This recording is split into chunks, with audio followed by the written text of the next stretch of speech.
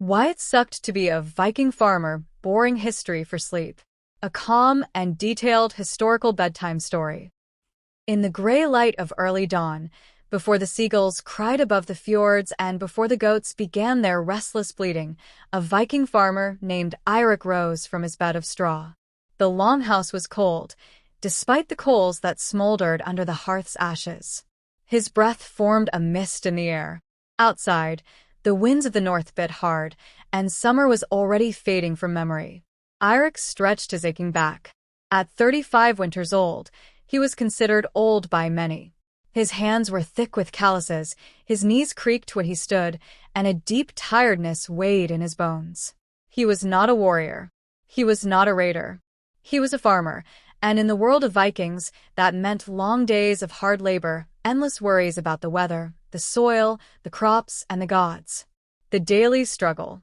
Eirik's day began not with glory, but with dung. The animals had to be mucked out, cows, goats, and pigs kept inside the longhouse during the harsh winter months for warmth. The smell was overwhelming, a thick, acrid mix of manure, sweat, and damp straw. He shoveled it out with numb fingers, all while trying not to gag. After that came the feeding, slopping pigs with what little food could be spared, measuring out precious grain, collecting icy buckets of water from the stream that was half frozen over. If the animals died, his family might not survive the winter. If the grain spoiled, they'd starve. His wife, Astrid, worked just as hard. She ground barley into flour with a heavy stone quern while nursing their youngest child. The older children were already outside, gathering firewood or checking rabbit snares. Everyone had a job. No one rested. The soil was no friend. Viking farms, especially in Scandinavia, sat on rugged, unforgiving land. The soil was thin, rocky, and poor for growing crops. Barley and rye might grow if the gods were kind. But many years, they weren't. Droughts came. Or rains flooded the low fields. Or frost arrived early, ruining everything just before harvest. Eirik remembered the famine 5 winters ago. People boiled leather shoes. Some ate moss. Others simply walked into the sea. And so, he watched the skies constantly. Too dry, and the seeds wouldn't sprout. Too wet, and they'd rot. He prayed to Freyr, god of fertility, and left offerings in the sacred grove. But the gods were silent, as they often were. Raiding? Not for everyone. People think all Vikings were warriors. Swinging axes. Sailing longships. Burning monasteries. But that was a fantasy sold in sagas. Eirik had never gone raiding. His father did once, returned with silver, a broken arm, and a haunted look in his eyes. But the cost was too high. Who would feed the animals? Who would tend the land? The farm couldn't be left alone. If it was, the family might not survive the next winter. Raiding was for younger sons, or those with nothing to lose. Eirik had land, barely enough. And land was everything. Land meant survival. So he stayed. He worked. He endured. Winter, a living death. By late autumn, everything slowed. The earth froze. The sun barely rose. Snow piled against the longhouse walls. The livestock huddled inside, steaming and stinking. There were no fresh vegetables, no fruit, no warmth, only dried fish, smoked meat, and stale bread. For months, Eirik and his family lived in darkness. They told stories, carved wood, mended tools. But it was mostly waiting. Waiting for spring. Waiting for warmth. Waiting to see who would survive. Diseases came easily in winter. Fevers, chills, coughing that turned into death. The healer woman brought herbs, but often could only offer comfort, not cures. One winter, Eirik's brother died in his sleep. No one cried loudly. There was no time. The ground was too frozen to dig. They stored the body in the shed until the thaw. The life of a Viking farmer. And so the years passed. Plow, plant, harvest. Feed, mend, butcher. Pray, hope, survive. Eirik's life was not one of glory, but of quiet endurance. He had no golden torques or slave women. No sagas would be written of his deeds. But he raised children. He kept them alive. He grew food from stubborn soil. And in a world of blood and ice, that was its own kind of courage. So the next time you think of Vikings as fierce warriors with horned helmets and dragon ships, remember Eirik. Covered in dirt, reeking of manure, bent over a barley field under a cold gray sky. It sucked to be a Viking farmer. But someone had to feed the warriors.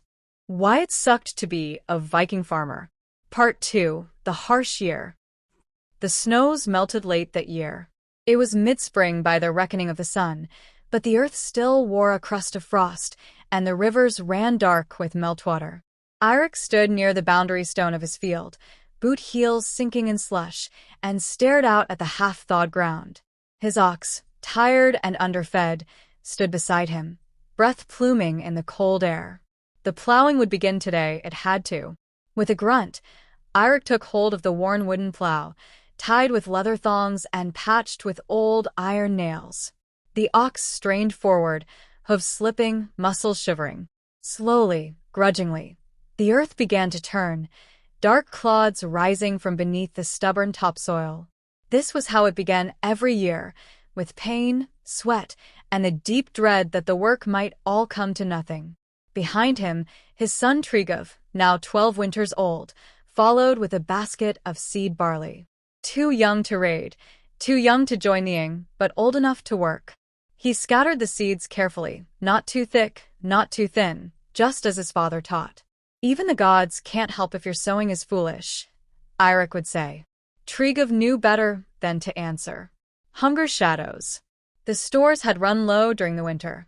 Eirik's wife, Astrid, had stretched their dried fish and barley as far as she could, baking thin cakes of grain mixed with moss and bark to fool the stomach. But the children had grown pale, thinner than they should be. Even Eirik's ribs showed now, his frame once thick and strong, now carved down by years of hunger and toil. His second daughter, Sigrid, had coughed all through the dark months. Some days worse than others. She was only 5, and in the night, Astrid would sit by her side with warm rags and whispered prayers, praying she would see another summer. In the longhouse, the only thing more common than silence was prayer, not the loud rituals of the temple, but quiet, whispered bargains with unseen gods. They prayed to Thor for strength, to Frigg for protection, to Freyr for the harvest, and to Hel not to take anyone too soon. Raiding rumors. One morning, as the sun finally warmed the land and green shoots began to rise, news came from the south. A neighbor, old Jorn One Hand, rode up on a pony too small for his bulk. He brought rumors. A ship had landed on the eastern shore. Not traders, not Norsemen, but Danes raiders come early in the season. They'd attacked 2 homesteads and vanished back into the sea. Eirik's jaw clenched. They were always just farmers to the men on ships. Easy pickings. Landholders who had no walls, no guards, no warband. That night, Eirik oiled his axe. Not the broad axe of a warrior, but a woodcutter's tool, stained from decades of labor. It would do if it had to. He and Tryggv built a small fence of sharpened stakes around the livestock pen. It wouldn't stop raiders, but it might buy time. He buried the family's silver brooches under the hearthstone, just in case. But the Danes didn't come. Not this time. When the rain never stopped. Summer arrived like a curse. The rains began in early Somnor and did not end for weeks. They fell in sheets, thick and endless, soaking the earth until the barley drowned in its furrows. The riverbanks overflowed. Roads became swamps. Sheep died in their pens, their hooves rotted with damp. Mold took root in the grain store. The roof of the longhouse sagged. The small patch of turnips withered in muddy water. Eirik tried to dig drainage ditches, but the mud kept filling in. He slipped once, nearly broke his leg. The ox became lame from standing in water too long. And still, the rain came. Neighbors began coming by, asking to trade. One man offered a cloak for a sack of barley. Another offered a copper brooch for goat milk. Eirik traded what he could, but carefully. He had 6 mouths to feed, and winter would come again. Always, winter came again. Autumn, death. When harvest time arrived, the fields yielded barely half what was needed. The barley heads were stunted, blackened with rot. The few surviving turnips were soft and bitter. Eirik stood over the harvest, staring at the pitiful heap in silence. No curses, no prayers, just a long, dull ache in his chest. Tryggve had grown stronger. He could carry the sacks now, swing a hammer, tend the goats. But Sigrid grew weaker. Her cough deepened. Some nights, she turned blue from lack of breath. Astrid wrapped her in furs, held her close, but they all knew the girl might not see the next spring. And that is what it meant to be a Viking farmer. Not glory, not gold, not the sea's wild freedom, but this, mud up to your knees, children coughing in the dark, food barely enough, prayers unanswered.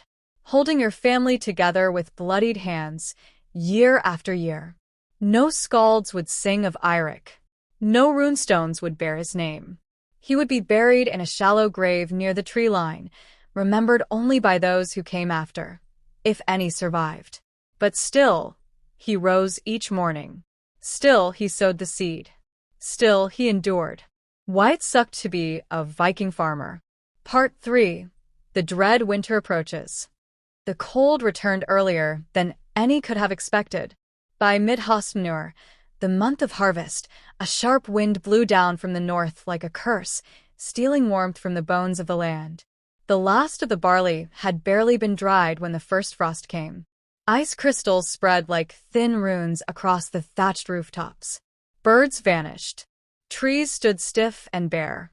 And every man in the village knew the gods had not been kind this year. Eirik stood in his doorway, fur cloak pulled tight, watching as his wife and children stacked wood in neat rows along the longhouse wall. The pile was far smaller than he wanted. His son Tryggve had been chopping for weeks, but there were fewer dry trees this year, and many had already been claimed by other households. A man could lose a finger, or a feud, over a stolen log. Inside, the air was heavy. Sigrid lay bundled in blankets near the hearth. Her cough, now deep and rattling, came every hour like a tolling bell. Her eyes, once bright with mischief, seemed distant now, half open, half dreaming. Astrid sat by her side constantly, warming cloths over the fire, murmuring lullabies from her own childhood, old songs from her mother's tongue, long before she married into this hard patch of land. Scarcity. They had 6 sacks of barley. 3 were mold-free. 1 pig. 2 goats. A half-dozen smoked fish. No honey. No fruit. A little milk, for now. It would not be enough. Eirik did what he could. He patched the longhouse walls with moss and mud to keep the drafts out. He stretched old hides across the windows. He repaired the smoke hole in the roof to keep the snow from falling through. But the air inside remained damp and chill. At night, breath misted into the air like ghosts. Tryggve and his younger brother, Leif, set snares in the woods. Once they brought back a rabbit, another time a raven. They tried boiling the raven. It tasted of ash and sorrow. Eirik visited his neighbor, Gudbrand, hoping to trade. But Gudbrand had suffered worse than most. His crops failed completely, his cow died in childbirth, and he stood at the door with a spear in hand and madness in his eyes. "We have nothing," he hissed. "And if you come again, bring weapons or bring nothing." Eirik left in silence. The silence of the gods. In years past, the village would gather before the deep winter and make offerings. At the ancient grove, beneath the stone where runes had long since worn away, they'd pour mead or blood, sacrificing a goat, or sometimes more, to the old gods, Odin the Wise, Thor the Strong, Freyr the Fertile. But this year few came. There was no mead to pour, no goat to spare, and many feared the gods had turned their faces away. Some whispered that a Christian trader passed through last spring and cursed the grove with foreign prayers. Others said the gods were angry with too many weak men living while warriors died in foreign lands. Eirik said nothing. He had no answers. He only knew the soil gave less. The sun seemed further. And his daughter was dying. A father's decision. The night the snow came, Eirik sat awake beside the fire, staring into the coals. Outside, the The wind howled like wolves. Tryggv and Leif slept huddled together under furs. Astrid had finally dozed off beside Sigrid, who barely stirred anymore. Eirik held the last silver coin they possessed. It had come from his father, years ago, a coin from the east, perhaps from Russ lands or beyond. It could buy a little food if any trader came. Or it could pay for a place on a ship in the spring, a raiding crew, perhaps, or a merchant's galley bound south. He could give it to Tryggv. Let the boy go. Let him escape this cursed land, this cursed soil, and try his luck with sword or sail. But Tryggv was 13. Just a boy. And if he left, who would tend the goats? Who would help chop wood, gather snare traps, carry water from the frozen stream?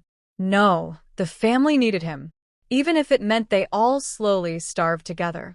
The long dark winter closed around them like a shroud. Snow piled over the door. The animals were brought inside, and the stench grew thick and foul. Firewood dwindled.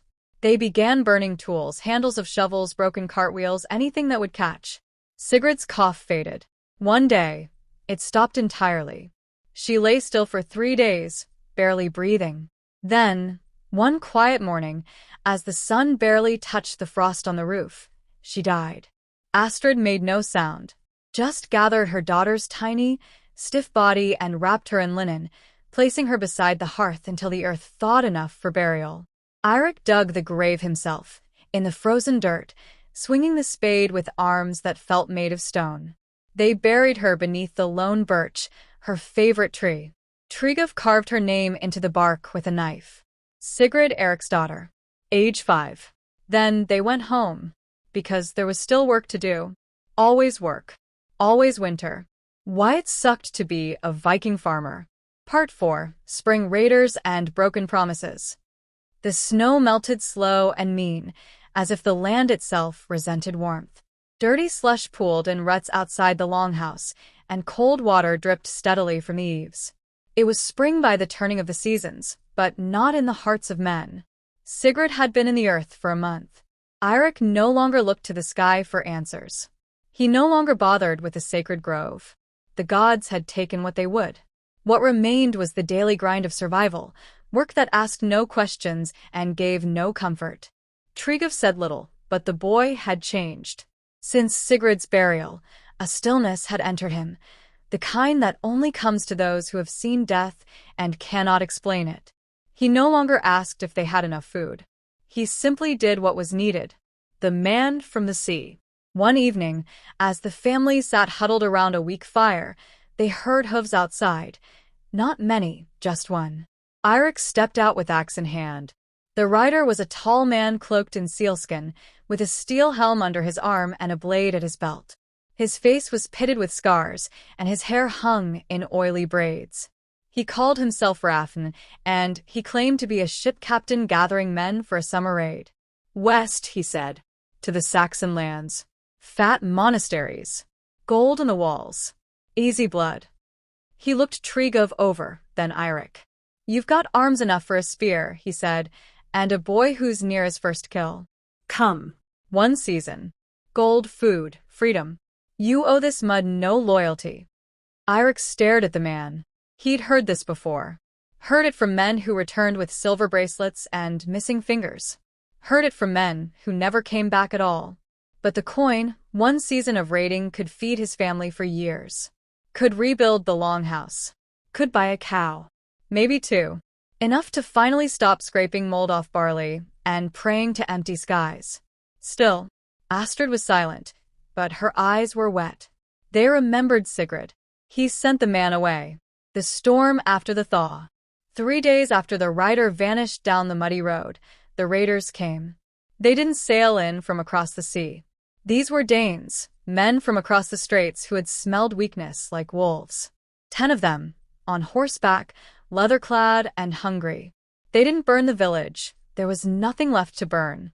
But they took what they wanted. A pig. 3 sacks of barley. All of Astrid's weaving. Even the small carved idol of Freyr above the hearth.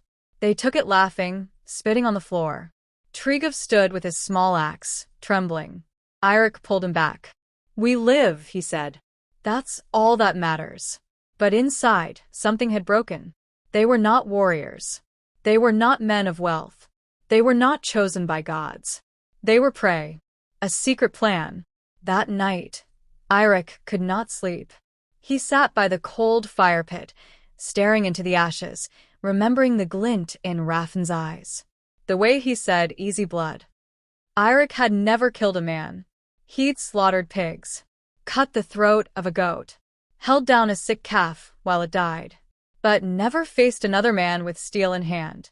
Now he wondered if that had been a mistake. He looked at Tryggve, asleep, thin beneath the furs. His hands were no longer soft. His shoulders had begun to broaden. He would be a man soon, and a man needed more than soil and misery. In the morning, Eirik said nothing to Astrid, but he went to the old chest under the floorboards and pulled out a small iron dagger, his father's. Then he took the last silver coin, the one he swore he'd never spend. He called Tryggve outside. "We're going west," he said. The boy stared at him, wide-eyed. "Just for the season. One raid. We come back with silver. We buy cows. We fix the roof. We bury your sister proper. Then we never leave again." Tryggve hesitated, then nodded. They packed what little they had. Wool cloaks, boots, the knife, a flint. Eirik wrote no message. There was nothing to say. He embraced Astrid that night, wordlessly. In the dark, she clutched his hand tight. Then before dawn, father and son walked into the mist, heading for the coast. Heading for war. For gold. For risk. For one final chance to escape the trap of the soil. Why it sucked to be a Viking farmer. Part 5. Blood on Foreign Shores. The sea was a gray, growling thing, vast and cold, with waves like the backs of serpents. Eirik had never seen it so closely. The longships rocked in the bay like restless beasts, tied with thick ropes to a crooked dock of wet wood. The gulls screamed overhead, and the wind stank of salt and fish and something older, the scent of blood in waiting. Tryggve stood beside him, nervous but trying to appear strong. The boy had never left their valley, never seen more than 3 buildings together. Now he was surrounded by warriors, men scarred by fire and steel, dressed in wolf pelts and ringmail, armed with axes that had tasted men's screams. Raffen the captain stood on the ship's prow, barking orders like a sea god. When he saw Eirik and his son arrive, he grinned. "You came," he said, clapping Eirik's shoulder. "The gods take notice of men who make hard choices." Eirik said nothing. His eyes scanned the sky. No gods answered. The crossing. They set sail before dawn. The longship sliced through the waves, 30 men rowing in silence, beneath a square sail dyed red and black. The sky grew paler as they rowed west, into the open sea, away from the mountains of home, toward lands they did not know. Tryggve watched the water, eyes wide. Eirik focused on rowing, his arms already burning with the effort. He had never done this before. Every muscle screamed. His hands blistered after the first day. They slept on the deck beneath fur blankets, heads resting against their shields. Cold salt air never let them sleep deeply, and the nights were filled with the groans of men dreaming of old wounds.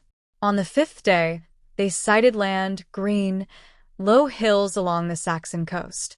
Smoke curled from distant farms. Raffen pointed. "There," he said. "That village belongs to a fat lord who trades with Franks. They have iron, cattle, and a chapel full of silver crosses. We take what we need and leave before their warriors return." Tryggve swallowed hard. Eirik looked at his son and said only, "Stay close to me. Do not run. Do not shout. Keep your eyes open." The boy nodded. The wind carried no promises. The raid. They landed at dusk, silent as ghosts. No horns. No drums.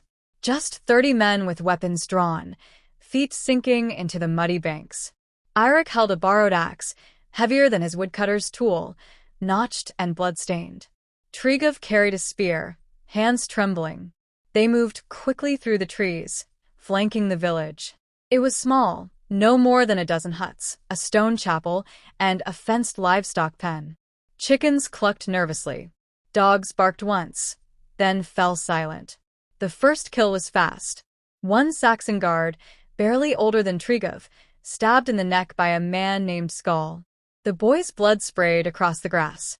He died in seconds, gurgling. Trigov turned away, retching. Eirik touched his shoulder. Breathe. Just breathe. Then the chaos began. Shouts. Screams. The crack of wood as doors were kicked in. Children pulled from hiding places. Women screaming, men trying to defend their homes with pitchforks and knives. Some Vikings laughed. Some grunted like animals. A few, the worst of them, took pleasure in it. Eirik did not.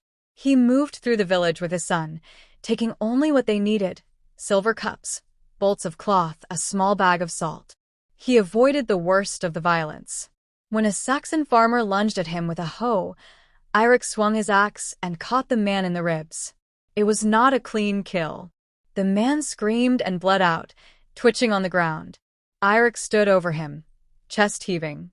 Trigov watched, eyes hollow. That was someone's father, the boy whispered. I know, Eirik said. They took no women. Eirik would not allow it. By nightfall, the chapel had been emptied. Crosses, chalices, a golden-bound book, all taken. The priest tried to stand against them, arms wide, calling to his god. He was cut down without ceremony. The ship was full of loot before midnight. They left smoke behind. And ghosts. The cost. The return voyage was quiet. No songs. No boasting. Just cold silence, broken only by the creaking of the ship and the splash of oars. Trigov did not speak. Eirik rowed without thought, arms moving from memory. Raffen seemed satisfied. He passed out shares, silver rings, coins, a few brooches. Eirik received enough to buy a cow, a new roof, and perhaps even more land. Enough to feed his family well through the next winter. But the weight in his chest remained. They reached the coast of home after 7 days. The mountains welcomed them like waiting ancestors, tall, cold, and full of judgment. Home again. Astrid met them at the door of the longhouse. Her face lit up when she saw them whole. She wept in Eirik's arms, then cradled Trigov as if he were still a small child. Did you get what we needed? She asked softly. Eirik nodded. He handed her a pouch of coins, heavier than anything they had ever owned. Enough to survive. Enough to breathe. And then, for the first time in years, they feasted. Meat. Bread. Even butter. The boys laughed again. Leif ran around the yard with a stick, pretending it was a sword. Trigov smiled, though only faintly. That night, Eirik stood outside under the stars. He looked at the earth, now thawing, ready to be worked again. Ready for barley and sweat. He did not miss the raid. He missed the part of himself that died there. But his family was safe. Federal warm. For now. And in this world, that was enough. Why it sucked to be a Viking farmer. Part 6. The Harvest of Bones. Summer came as a quiet guest that year, not roaring in with heat and plenty, but tiptoeing across the fields like a wounded animal. The skies stayed gray. Rain came in fits, heavy one week, gone the next. But the earth opened slowly, and Eirik sowed the barley with steady hands, his movements honed by years of repetition. Trigov no longer asked what the weather meant. He simply worked. He was taller now. Harder around the eyes. He spoke less, but he watched more. The raid had carved something from him, something Eirik had no words for. There was strength in his son now, yes, but also a shadow, a silence that wouldn't leave. Still, they worked the land side by side, father and son, beneath a sky that refused to promise anything. Silver turns to dust. With the silver from the raid, Eirik had bought a new cow from a trader down the coast, a sturdy beast with a calm eye and thick hide. He replaced the roof of the longhouse with fresh thatch. Even bought 2 fine cloaks for Astrid and Leif, dark blue, dyed with woad. But silver did not last. The extra food was eaten quickly. Neighbors who once ignored them now came with open palms. Some begged. Others hinted, quietly, about what they knew. You and your boy were gone, weren't you? Came back with coin. Came back with meat and color in your cheeks. Eirik said little. He owed no one an explanation, but the weight of their stares lingered. In the village, success made you a target, especially if you were not born to it. And some had noticed Tryggv's distant gaze, his nightmares, the way he flinched at certain sounds. Silver bought bread, but it could not buy peace. The farmer's curse. That summer, the barley looked good, green and tall, bending gently with the breeze. Eirik dared to hope. He prayed, not at the grove, but quietly, in his own way. He poured goat's milk onto the stones near the field and whispered to whatever might listen. But the worms came, first in the lower fields, then in the grain barn. Tiny, white, hungry things. They hollowed out the stalks, left the kernels shriveled. Then the mold spread. By harvest, a third of the crop was spoiled. It was the same in many farms. The valley cursed again. Some said it was the gods. Others blamed foreign traders, or a cursed woman who had once lived in the hills. One old man muttered about the Christian priest who was slain in the chapel across the sea. Eirik said nothing. He simply gathered what he could. What was clean? What wouldn't kill them? That's what it meant to be a farmer, not to grow, but to salvage. Not to hope, to endure. Ghosts at the door. One night, as the first chill of autumn crept in, a knock came at their longhouse door. Slow. Heavy. Deliberate. Eirik answered with axe in hand. It was Gudbrand, the neighbor who had once threatened him with a spear. Now he looked like a dying wolf, ribs sharp, lips cracked, hair thin and wild. His daughter stood behind him, barefoot, clutching a rag doll with one eye missing. "We've nothing left," Gudbrand rasped. "And I remember what you brought back last year." Eirik tightened his grip. "That silver is gone." Gudbrand's eyes didn't blink. "You still have your hands. Your boy has legs. You could go again. This season. The Saxons rebuild fast. They always do. Raffin's returning, I heard." No. "I'll tray my daughter. She can help your wife. Tend the goats. Just bring us food before winter." Eirik stared. "I'm not going," he said. "Not again." Gudbrand's eyes flickered with something close to hatred. Then, just as suddenly, they went blank. He turned without another word and vanished into the night. Whispers of fire. That winter, the valley burned. Not all at once. Not in flames. But in slow destruction. 2 more farms were abandoned. Wolves came closer to the fences. A fever swept through the children. Astrid caught it and recovered, but Leif nearly died. Tryggv sat by his bed every night, whispering stories of the sea, of the chapel they had plundered, of gold and blood and fire. Eirik overheard once. Tryggv's voice was quiet. "I didn't want to do it, but I did. And I can't forget his face." Eirik stood outside the doorway, silent, helpless. He had brought the silver. He had brought the food. And he had brought the ghosts. The harvest of bones. When spring came again, Eirik was no longer the same man. His back ached more. His hands shook when holding tools. His eyes rarely smiled.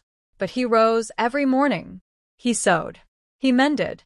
He stood by the fence and counted the stars when sleep would not come. Tryggv was 17 now. Broad-shouldered. Hard-eyed. He spoke of joining a crew, not to raid but to trade, to explore, to leave, to find something better. Astrid said nothing. She had lost a daughter. She would not lose a son. But Eirik knew. The land could no longer hold them. The barley had stopped growing. The soil itself had turned cold. And no matter how many prayers were whispered, this place had become a graveyard of dreams. Why it sucked to be a Viking farmer. Part 7. Tryggv's departure and the last winter. The morning he told them, the sun hadn't yet broken over the hills. Tryggv stood near the edge of the field, shoulders wrapped in a heavy cloak, his breath fogging in the air. The barley sprouts were barely visible, clinging to the soil like lost hopes. Eirik watched from the doorway, knowing before his son even spoke. "I've made my decision," Tryggv said, not turning around. I leave when the next moon rises." Behind them, the longhouse stood quiet. Astrid sat inside, shelling dried peas by the hearth, her face as still as stone. Leaf slept under furs, twitching in some childhood dream, unaware that everything was about to change. Eirik walked forward, slowly. The boots he wore had belonged to his own father, now patched so many times they barely resembled their original shape. "Where?" he asked, voice low. "South," Tryggve replied. "The traders say the Franks are paying silver for Norse guards. They build cities of stone. I want to see them, not as a raider, just to see." Eirik nodded once. No anger, no resistance. He had seen this coming. The final decision. That evening, Eirik sat alone beside the barn. The goats bleated softly nearby. A raven perched on the fence, watching him as though it understood. He thought of the old ways, of the grove that was now overgrown and abandoned, of the gods who had grown silent. Once, every man feared Thor's wrath, Freyr's absence, Odin's favor. Now, all that remained were stones lost in moss and memories carried by tired farmers. Tryggve would leave. That much was certain. And Eirik would stay. There were no more ships for him, no more blades. His hands were for soil. His back belonged to the plow. That was his life, a quiet erosion. The farewell. They left before dawn on the appointed day. Tryggve had packed little: a water skin, a knife, a coin pouch, a small carving of a bear that Leif had given him, and a piece of dried bread tucked into cloth by Astrid's shaking hands. At the edge of the property, father and son stood together. "I never blamed you," Tryggve said suddenly. "For what? For surviving. For what we did. For what we didn't do." Eirik nodded. "You did what you had to. So did I." They embraced, roughly, silently. A clap of hand on back. A long exhale. Then Tryggve turned and walked the road south, the mist swallowing him with every step. Astrid wept quietly that night, sitting near the hearth with her sewing in her lap. But no one mentioned his name. In the north, a man who leaves is not mourned until word of death returns.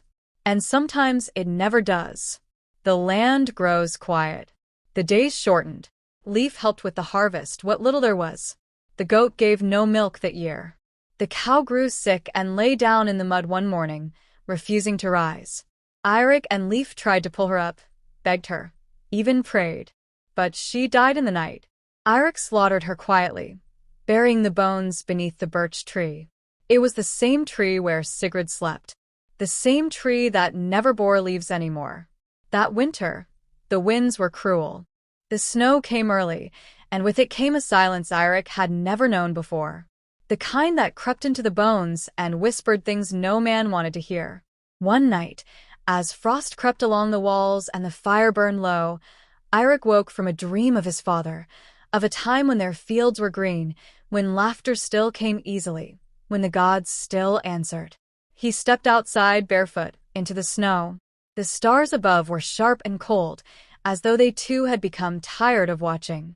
Eirik fell to his knees in the field and pressed his hands to the soil, hard, frozen, unyielding. "Is this all there is?" he whispered.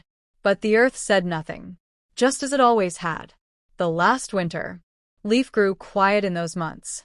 He asked fewer questions. He helped split wood. He fed the fire. And each day, Eirik saw the shadow of his older brother growing in him. Astrid aged quickly. Her hair turned silver.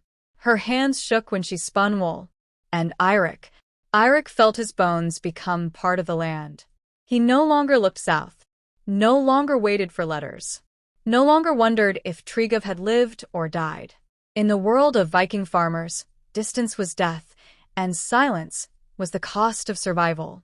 The fields were thinner than ever, but Eirik still rose every morning, Still worked the land. still mended the roof, still whispered old prayers into the wind, not because he believed, but because it was the only thing left to do. Why it sucked to be a Viking farmer. Part 8. Spring Letters and Forgotten Names. The snow began to melt as it always did, slowly, like a held breath exhaled through cracked lips. It left the fields sodden and stinking, turned the paths into streams, and washed away the footprints of the long, dead winter. Eirik woke each morning with the ache of old joints, of a back too long bent over barley. His beard had turned fully gray.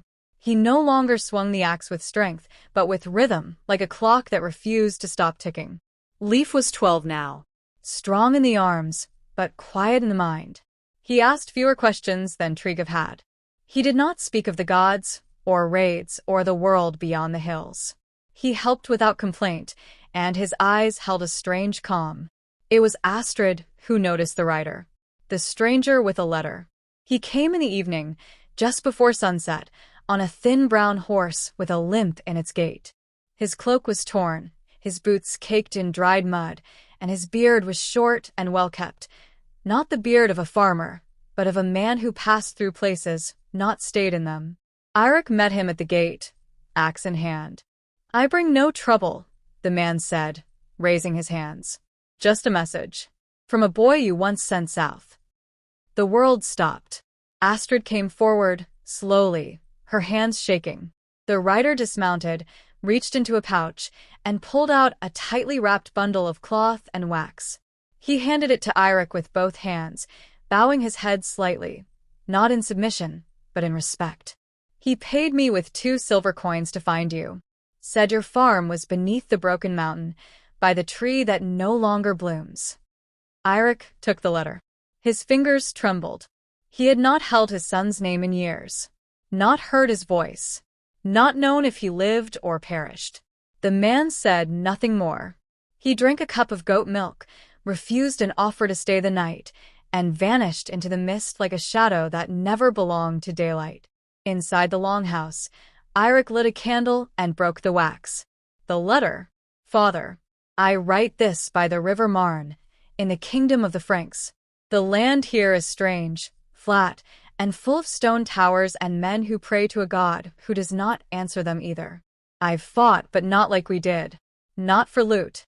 I guard merchants now, fat men with gold chains who trade wine and fine cloth. They call me Northman and pretend they admire me, but I see the fear in their eyes. I carry it like I once carried my spear. I've not taken a life in 2 winters. I do not miss it. I miss the fog of home, the goats, the damp wood of our roof. I miss Sigrid. I whisper her name when I light a fire. I send what coin I can. Not much, but enough maybe. Leif, tell him I still remember the day he was born. I will return when the road forgets how long it has been. Tryggve." Tucked within the cloth was a small linen pouch, 15 silver coins, and 1 tiny carved figure. A bear. The same one Leif had once given his brother, now worn smooth by time and travel. Astrid wept silently. Eirik sat in silence for a long time, the letter pressed to his chest. Leif said nothing. But that night, he laid the carved bear beside his own bed and whispered his brother's name 3 times into the dark. A glimmer in the earth. The spring that followed was gentler than those before. The barley sprouted with strength. The goats bore healthy kids. A traveling smith repaired their plow in exchange for 2 jars of honey Astrid had somehow coaxed from the wild bees near the grove. Even the birch tree, the one where Sigrid lay, sprouted a single branch of green leaves. Eirik stood before it one morning, his hand on its bark, unsure if it was a gift or a joke. But he smiled faintly. "Not yet," he whispered to the wind. "Not quite yet." He still worked with pain in his knees, still rose early, still watched the horizon. But now, there was something in his chest that had not lived in many seasons. Not hope. Not exactly. But something close. Something older than the gods. Something older than blood and silver. The stubbornness of life. The refusal to be broken. Why it sucked to be a Viking farmer. Part 9. A Visitor in Autumn. The winds turned colder again. By the time the apples fell from the gnarled trees in the eastern grove, Eirik knew the rhythm of the land had begun its slow descent back into silence. Autumn in the north was not a season of color and song, it was a warning. A brief moment to gather what the world had given, to count the jars, the sacks, the firewood, and pray it would last. The barley had done well that year, by some strange mercy. They had grain enough to last through the frost. The goats were strong. Even the bees had left behind thick golden combs before the last flower withered. For once, no one in the valley starved. And yet, every morning, Eirik still woke before the light came, went outside, and looked to the south. Not expecting, just remembering. Tryggv's letter had been months ago now. Leif read it many times in secret. Astrid kept it in a small leather pouch near her chest. Eirik never read it again, he didn't need to. He carried every word in his blood. But it was on an evening like any other, when the sun slipped behind the far ridge and the mist crept over the wet fields, that they heard the hooves. Not many, just one. Eirik stood from his stool by the fire. Astrid looked up, hands pausing in her stitching. Leif froze mid-sentence, reading aloud from a carved tablet. The sound drew closer, then stopped. And for a long moment, the world was so quiet, Eirik could hear the distant rustle of wind in the birch branches. Then came the knock. Not hurried, not fearful, just familiar. Tryggv returns. When Eirik opened the door, the firelight spilled out into the cold fog, revealing a tall man standing in the dark. He wore a dark blue cloak, travel-worn, with a rusted clasp, a sword at his belt, but no shield. His beard was trimmed, his eyes older, far older than his years. And yet, the jaw, the shape of the mouth, the silence. Tryggv. He didn't smile. Not at first. But his voice, when it came, was softer than the wind. Still smells like goats. Astrid gasped, rising to her feet. Leif shouted something and ran forward, pushing past Eirik into his brother's arms. The boy clung to him, eyes wide, mouth trembling. Astrid followed, pressing her hands to her son's face, searching it, as if to see if he were real. And Eirik, he stepped back. Not out of pride, but to breathe. To feel the weight lift, even if only for a moment. They sat around the fire that night, the four of them, as they hadn't since Tryggv was just a boy himself. They ate slowly. No one asked anything too quickly. No one rushed. Tryggv spoke little. He had been many places, seen the cities of the Franks, crossed rivers wide as seas, served under men who ruled with parchment instead of blades. But always, he said, he dreamed of the field, the birch tree, the wind. I tried to forget, he whispered, but she was always with me. They knew who he meant. Sigrid. The burial that wasn't. In the morning, Tryggv asked to go to the tree. They walked in silence. Astrid remained behind, kneading dough. Leif followed, silent and respectful. Eirik said nothing. The birch stood as it had for years, bent slightly, leaves like thin fingers trembling in the breeze. Beneath it, a simple stone. No runes, no names, just presence. Tryggv knelt before it. His hand brushed the earth. His eyes closed. And then, with sudden purpose, he reached into his pouch and withdrew something wrapped in linen. A small wooden horse, painted long ago. Faded now. Sigrid's, he said. She gave it to me before the fever. I never told anyone. He laid it at the base of the tree. I'm sorry I wasn't there. Eirik stood beside him. For a moment neither moved. Then Eirik said, You came back. That's what matters. And for the first time in many winters, Tryggv wept. A season of peace. The days passed quietly. Tryggv repaired the fence that had fallen in the south pasture. Leif taught him the new goat's name. Astrid gave him extra bread and scolded him for being too thin. Eirik simply sat beside him as they sharpened tools, side by side, wordless but whole. Neighbors began to notice. Is that the boy who left? Did he really come back with nothing but a sword? I heard he served the Franks. Came back with gold. Or maybe shame. Eirik ignored them. Tryggv didn't care. The land was what it had always been, indifferent to stories, loyal only to those who bled into it. They worked and rested, and for a time, the longhouse felt warm again. Tryggv spoke of staying. Not forever, but long enough. He'd heard of fertile land further west, not for raiding, but for planting. a new settlement, where men lived as farmers, not killers. He asked if Leif might come with him one day. Eirik said only, "If your mother agrees." Astrid, of course, said no at first. Then maybe. Then one day. Then, let's see how the next spring goes. Winter whispers. As the final leaves fell, Tryggve stood one morning by the field, watching the mist rise. Eirik joined him. The silence stretched long. Finally, Tryggve said, "I never wanted to be a raider." Not really. "I know," Eirik replied.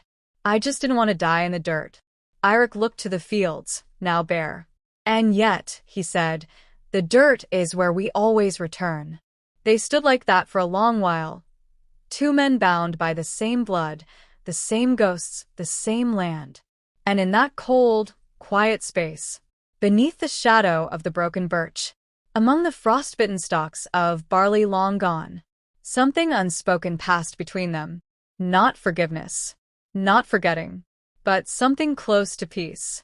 Why it sucked to be a Viking farmer. Part 10. The Fire in the Valley. It began with a scream in the distance. At first, Eirik thought it was the wind, a high-pitched wail rising over the ridges, caught in the trees like a bird trapped in winter branches. But then came the second, louder. Real. He and Tryggve were chopping wood behind the longhouse when they heard it. They stopped, listened.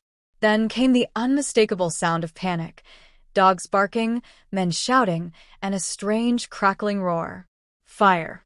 Within moments, a thick column of black smoke rose in the east, curling into the pale blue sky like a curse. It wasn't their home, not yet, but close. Too close. Eirik grabbed his axe. Tryggve already had his sword buckled to his side. No words passed between them. They ran.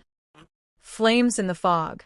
The village of Skeldholt lay 2 ridges over, a cluster of 4 farms, a weaving hut, and a shrine to Thor carved into the cliffside.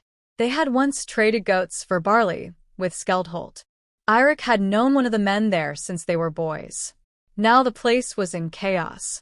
The largest longhouse was fully engulfed, fire eating through its roof like wolves on a carcass. A cart lay overturned. A woman screamed beside the well. And scattered through the smoke were men on horseback, cloaked in fur, their faces wrapped in black cloth. Raiders. But not from across the sea. These were no Danes or Franks. These were Northmen. From further inland. From the other side of the fjords, bitter men from the mountain passes who raided their own when the world gave them nothing else. Tryggve crouched beside a tree, eyes narrowed. "Cowards," he hissed. "Burning homes with no warriors inside." Eirik watched. Measured. 5 men on horseback. 1 on foot.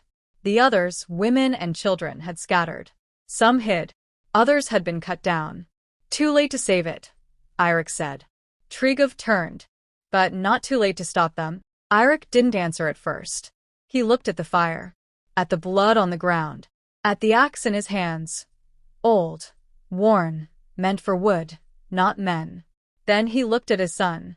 "You go left. I'll go behind." And just like that, the farmer vanished. And the man who once sailed with Rafn returned. The death of quiet men. Tryggve moved like a shadow through the smoke, his feet sure despite the ash beneath them. He circled wide, blade in hand.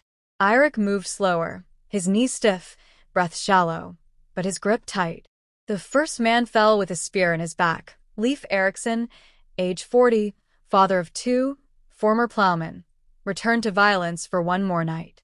Another raider turned too slow and caught the axe in his ribs, the crunch of it lost in the roar of the flames. The others tried to rally, but Tryggve came at them with the silent fury of a man who had seen too much. He cut the legs out from one rider's horse, dragged another down by the cloak, and slit his throat on the grass. It wasn't a battle. It was a reckoning. In minutes, it was done. 5 bodies lay cooling in the ash. One raider limped off into the forest, wounded, vanishing like a coward into the trees. They let him go.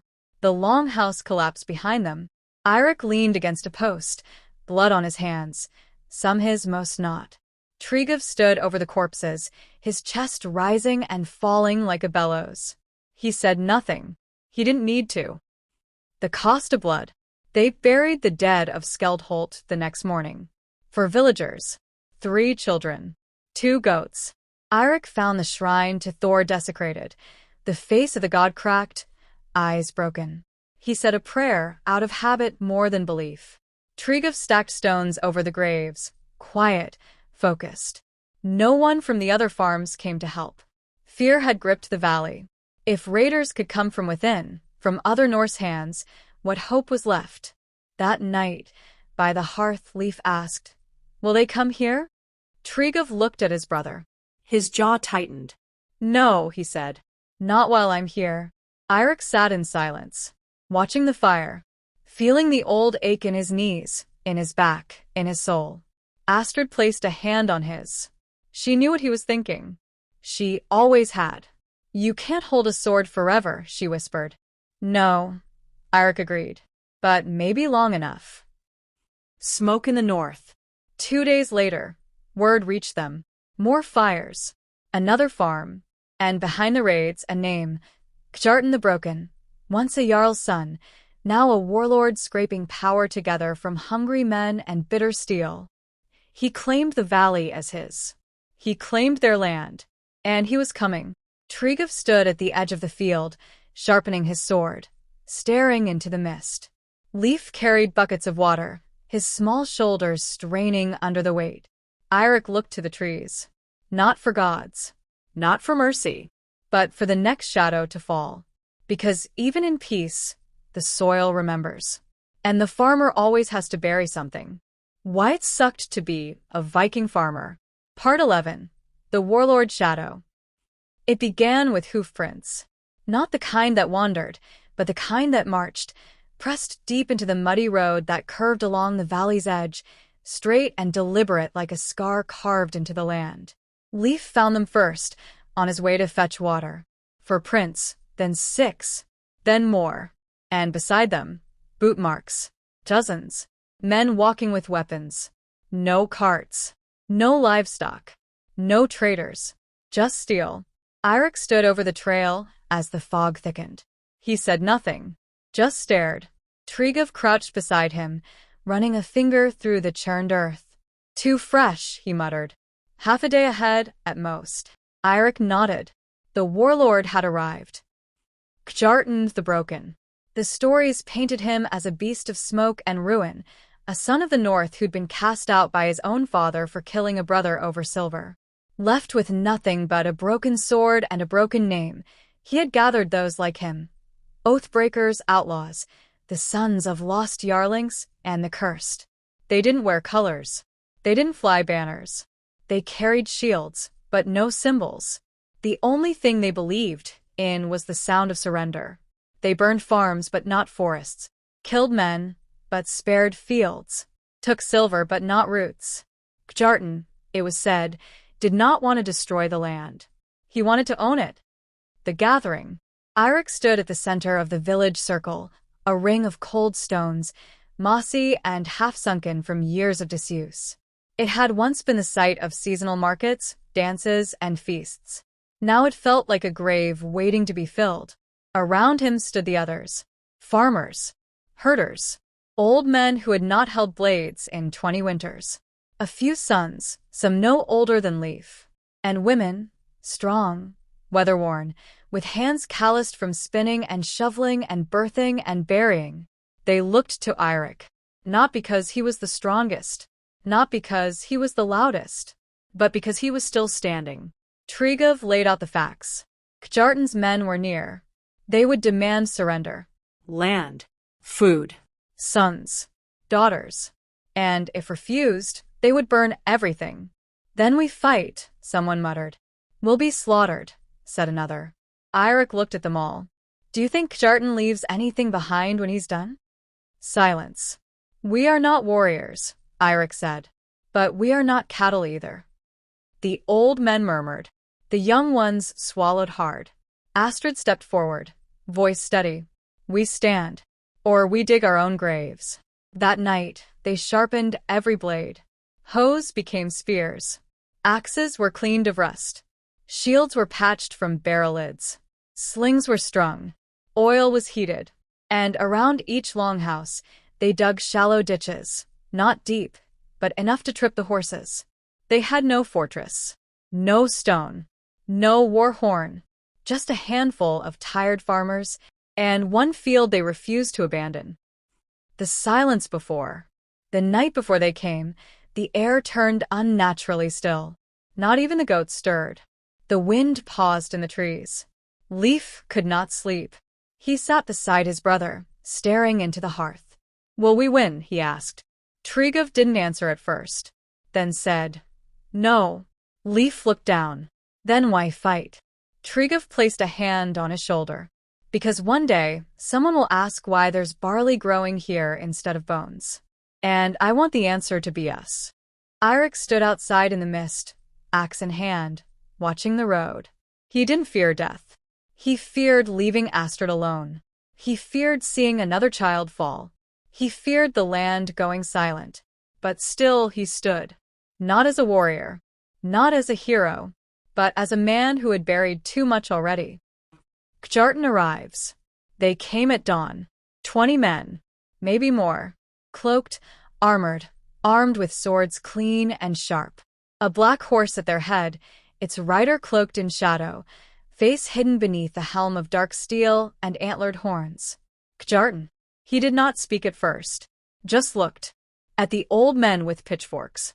At the women with torches. At the boy beside his brother, holding a dagger too big for his hand. Then he laughed. "You call this resistance?" he said, voice like gravel. Eirik stepped forward. "Alone. We call this home." Kjartan's gaze fell on him. "You're Eirik the plowman," he said. "The one who came back from Rafin's raid with silver in his boots and ghosts in his eyes." Eirik didn't move. Kjartan continued. "You could have left. Could have vanished. But you stayed. Stupid." Eirik's voice was calm. "You don't know this land, but it knows you." Kjartan blinked. And in that moment, from the trees, the slings flew. The battle for dirt. Stone struck first, not deadly but enough to crack helmets and rattle bones. Then came the oil, flung in burning jars that shattered near the horses.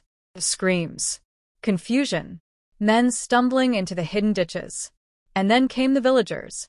Tryggve led the charge, sword in hand, roaring like a wolf with fire in his throat. Eirik followed, slower, but steady. The fight was chaos. Not clean. Not glorious. But it was theirs. 2 villagers fell. 5 of Kjartan's men did not rise. The rest fled, not expecting resistance, not prepared for fury. And when the black horse reared and Kjartan turned to run, Tryggve lunged. His blade met the warlord's leg, cutting deep. Kjartan howled, not in pain, but in rage, and swung wildly, knocking Tryggve back. But he did not stay. He fled. And the valley remained. The cost. They buried their dead beneath the birch. 2 men. One old, one barely a man. Astrid wept. Leif watched the sky. Tryggve sat, bloodied and silent. Eirik stood over the graves. The dirt was soft. The wind had returned. And for the first time in many seasons, so had the silence of peace. But for how long, no one could say. Why it sucked to be a Viking farmer. Part 12. Ashes and Kingsmen. 3 days passed after the battle. The smoke cleared, the bodies were burned or buried, and the ditch lines around the farm were covered again, but not forgotten. Charred wood was scrubbed, fences mended, and life, in its stubborn northern way, resumed. But it did not feel like victory. Victory was a song sung in the mead hall. This was silence. Ash. Blood turned black in the soil. No bard would come for what they had done. Only the crows. And, as it turned out, the king's men. The arrival of the banner. They came from the south, beneath a banner stitched with gold thread, the white wolf of King Halvar, stitched on a sea of blood red. Not a warband. Not a raid. An inspection. 6 men on horseback. Chainmail glinting. One wore the steel circlet of the king's voice, a man called Sigvard, pale and lean, with cold eyes and a tongue that moved like a dagger. They dismounted near the ruined village circle. Children watched from behind fences. Women held back dogs.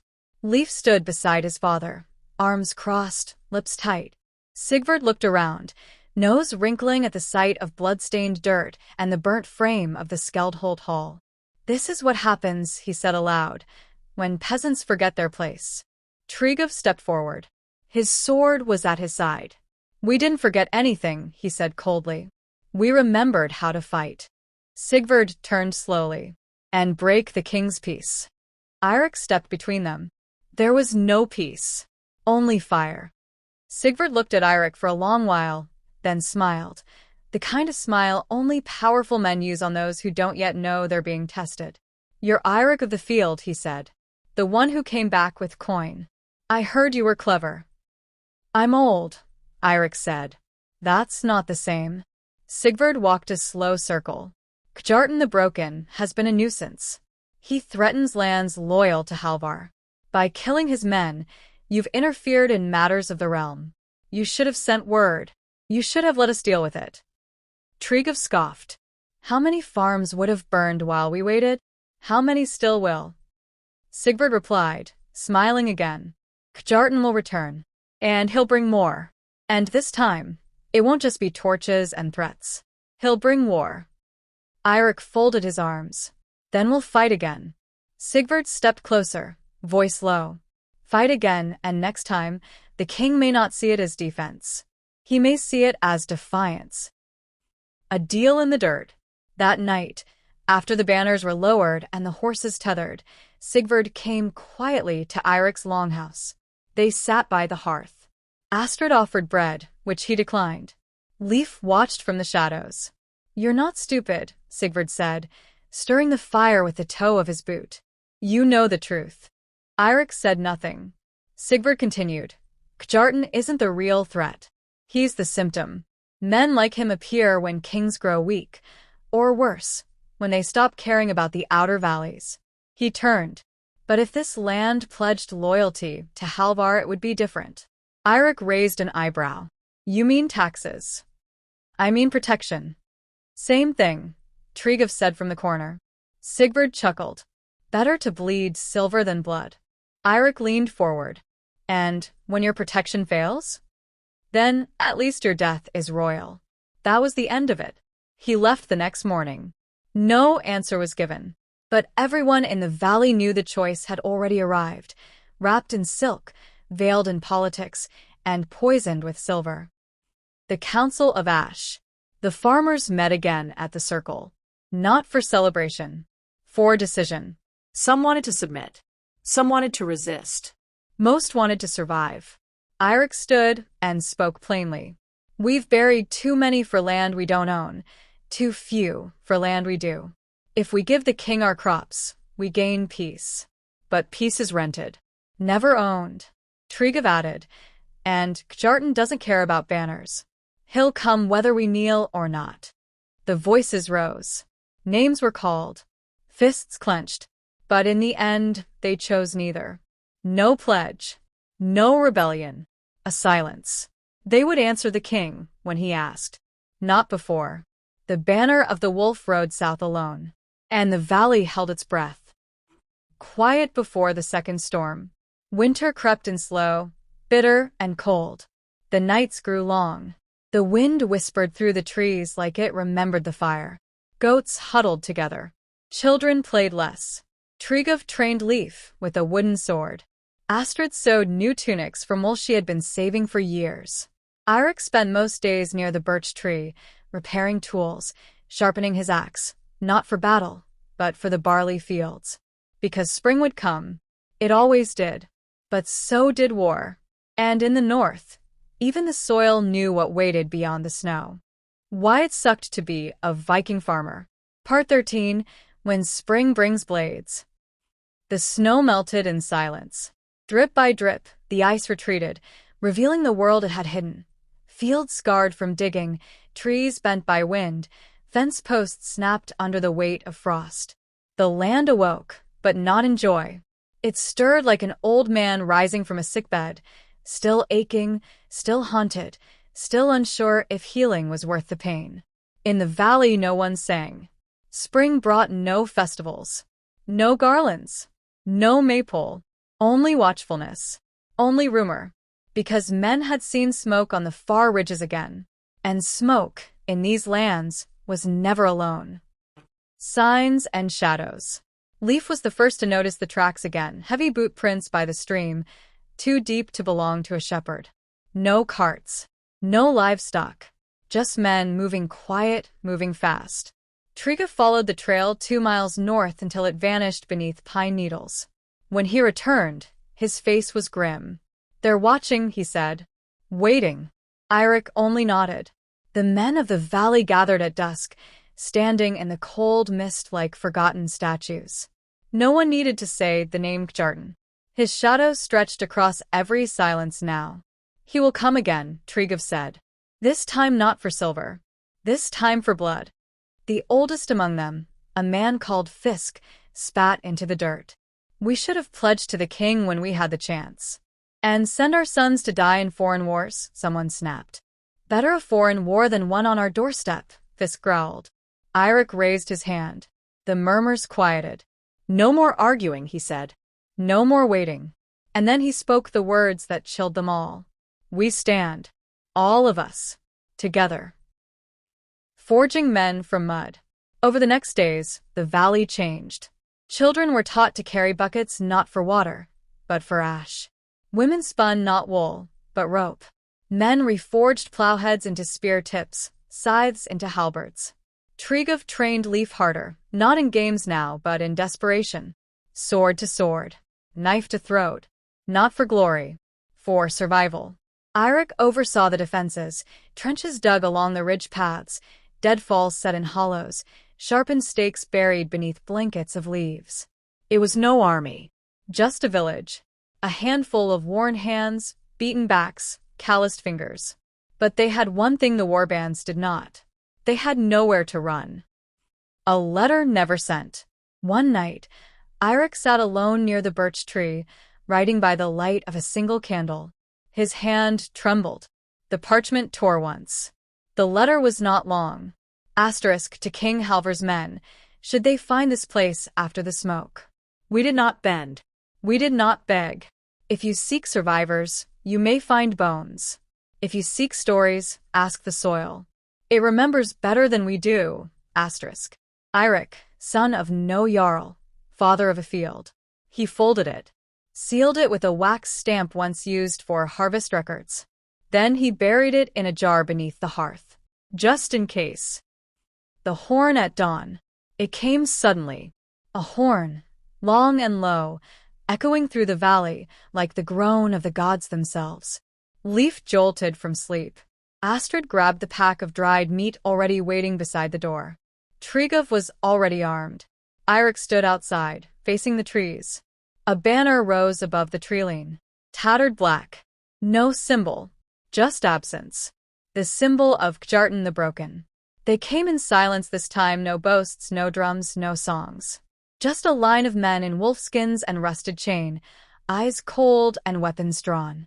They were no longer just raiders. They were soldiers. The choice. Kjartan himself rode at the front, helm off, his face lined with scars that hadn't been there the last time. His hair had thinned. His eyes burned brighter. He raised a hand. The march stopped. "You had your chance," he said, voice loud and steady. "You chose defiance. Now choose again." No one replied. He smiled. "Lay down arms. Give me your grain, your sons, your daughters. Or we burn every field, every tree, every name." Eirik stepped forward. Not fast. Not angry. Just steady. "You can take the field," he said. "But it won't feed you. Not this year. Not next. You can salt the earth, but that salt will choke you before it kills us." Kjartan tilted his head. "Then you choose death?" Eirik looked back at the faces behind him. Women. Old men. Boys barely tall enough to swing a blade. And he nodded. "We choose our death." Kjartan sighed, then raised his sword. And the second war for the valley began. The field turns red. It was not a long battle, but it was hard. Eirik fought like a man already dead, not for victory, but for memory. Tryggv was everywhere, bleeding from the arm, then the leg, then still standing, still slashing. Leif threw stones until his hands broke. The villagers fought not like warriors, but like those who remembered the faces of every inch of ground they stood on. The dead fell fast. Kjartan reached the center of the field. Astrid stood in his way, dagger raised. He raised his sword. And then, a horn. From the south. Not Kjartan's. The king's. Why it sucked to be a Viking farmer. Part 14. The crown beneath the ash. The horn's call echoed through the hills like thunder in the ribs of the earth. It came from the southern pass, not sharp like a raider's war horn, but deep, measured, and relentless. A call of command, of arrival. King Halvar's men. Kjartan froze mid-swing, his sword raised high over Astrid. The torchlight flickered across his face, uncertain now, shadowed with something that looked like doubt, or perhaps rage at being interrupted. Eirik, kneeling and bleeding by the old stone wall, blinked through the sweat in his eyes. He heard hoofbeats. Heavy. Disciplined. Metallic. Not the careless stampede of bandits, but the drumbeat march of authority. Tryggv dropped to one knee, panting, sword slick in his hand. They came. No one had believed they would. But they did. The king's riders. They crested the ridge like a tide of iron. 50 men, maybe more, in matching steel and crimson, shields bright as sun, spears like a field of death. At their head rode Lord Sigurd, his white cloak spotless, his banner fluttering like it belonged to a god. He raised one gloved hand. Kjartan the Broken, he called, voice cutting through the noise like a blade. Kjartan didn't answer. Sigvard's horse stepped forward. In the name of King Halvar of the Northlands, by his law and seal, I charge you with treason, murder, and unlawful war. Kjartan laughed once, a hoarse sound full of smoke and fury. He turned his horse to face the ridge, his men glancing nervously between him and the riders. Now you come, he shouted. Now, when the field is wet with blood, you crawl out from your stone walls to claim it. Sigvard didn't flinch. We are not here for the field. We are here for what's left of your soul. And then he raised his hand again, and the arrows flew. Death of the Broken. It was over quickly. Kjartan's warband, tired from the fight with the villagers, panicked under the arrow storm. Horses screamed. Men fell. Some tried to run, but the king's line closed like a trap. Kjartan himself fought like a dying bear, hacking, snarling, refusing to fall. He reached Sigvard's flank before 3 spears pierced his side. He dropped to one knee. Sigvard dismounted slowly, walked toward him. You made your legend, Kjartan, he said. But legends rot in the same dirt as beggars. Kjartan spat blood. I carved my name into the flesh of cowards. That's more than kings ever do. Then he lunged. Sigvard did not step back. His sword flashed once, and Kjartan's name was ended. The price of survival. The battle was done. The sun rose behind gray clouds, lighting the smoke as it drifted into the sky. The valley smelled of ash, blood, and cold iron. The villagers had won, but not without cost. 6 lay dead. One was a boy not yet 14. Eirik had taken a blade to the side. Tryggv held his hand over the wound, face tight with fear. Astrid tended the wounded with shaking hands. Leif sat silent beside the body of a man who had taught him how to trap rabbits. Sigvard walked the battlefield with measured steps. He said little. He examined the ditches, the makeshift weapons, the blackened wood of burned homes. Then he came to Eirik. You defied orders, he said. I buried friends, Eirik replied. Sigvard stared down at him. Then he nodded. The crown's decision. Later, in the village circle, once again filled with the survivors of the valley, Sigvard stood before them with the king's banner at his back. This land was not meant to bear the weight of war, he said. But war came anyway. And you, against all reason, all odds, stood your ground. He looked at Eirik. Your name will be recorded. not as a rebel, not as a hero, but as something rarer. He paused, as a man who kept the fire alive. Tryggve stepped forward. What now? Will you take the land? The grain? Sigvard shook his head. No. The king honors those who defend his peace, even when they do it without his permission. He turned to the people. This valley belongs to itself now. No tax for 5 winters. No levy of men. Only peace. Gasps echoed through the crowd. Eirik looked up. Why? Sigvard gave a strange, tired smile. Because the king needs stories like this. And the land needs men like you alive. Beneath the birch. That night, under the birch tree, Eirik sat alone. The leaves rustled. The soil was dark and fresh, blood and ash and spring mixing into something ancient. Tryggve joined him, silent. They didn't speak. Because for once, there was nothing more to fight. Just a farm, a tree, and the memory of what it meant to bleed not for conquest but for home. Why it sucked to be a Viking farmer. Part 15, A Farmer's Crown. Spring warmed the soil at last. The frost melted not just from the ground, but from the people too. The smoke of war drifted away, and the air smelled once again of turned earth and fresh pine. But it was not the same valley. Because everything had changed. The blood had been washed from the stones, but not from memory. The fields were replanted. The homes were patched. The children no longer jumped at every sound, but their eyes still searched the horizon more often than before. No song returned to the fields. No music filled the nights. Just quiet rebuilding. And questions. What comes next? A raven-sealed message. It came on a morning like any other. Eirik was in the field, hands dirty with seed and soil, his back sore, when a rider appeared over the ridge, not in armor, but in royal colors. He bore a scroll sealed with black wax. A raven pressed into it. Not the king's usual wolf. Something else. He handed it to Astrid in silence, bowed, and left. Tryggve read the message aloud that night by the fire. To Eirik of the Valley, the king of the Northlands summons you to court. You will speak not for your own life, but for the land that bled under your watch. Ride with the bearer of this letter within 7 days. By the hand of Lord Sigvard. The room fell silent.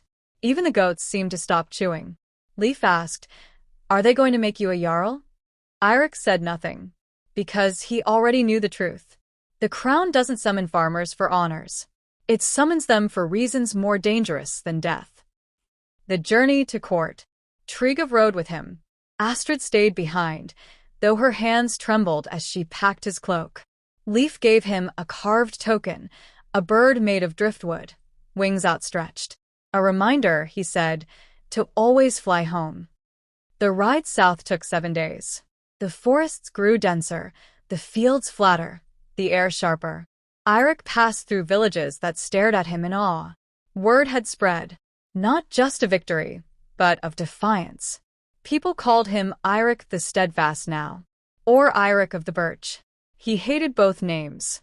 He was just a man who wanted peace.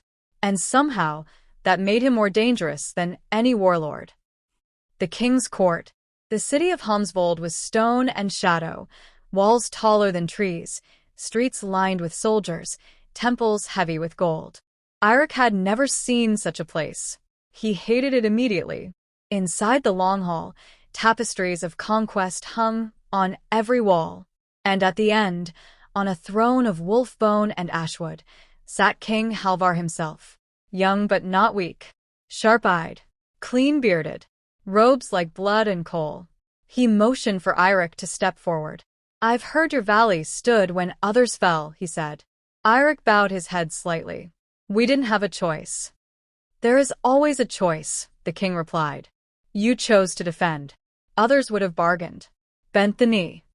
We bent our backs instead. A ripple of laughter passed through the nobles. But not from Halvar. He only watched. Then, tell me, Eirik, would you rule others the way you rule your goats? I don't rule goats, Eirik said. I guide them. Until the cliff comes. The room went quiet. Then slowly, the king smiled. The offer. That night, Sigvard visited Eirik in the guest chambers. You impressed him, he said, pouring 2 cups of mead. Not easy to do. I wasn't trying. Exactly why it worked. He handed over the second scroll. This one was different. Not a summons. An offer. To Eirik of the Valley. The crown offers lordship over the lands of the northeastern fjords, to be held in fealty to King Halvar. You will govern, protect, and report. Your title shall be Steward of the Birchlands. Decline, and you may return to your fields in peace. Accept, and peace will become your burden. Eirik stared at it for a long time. Triga finally said, They want you to be a jarl in all but name. No, Eirik said. They want me to be their shield. A long night.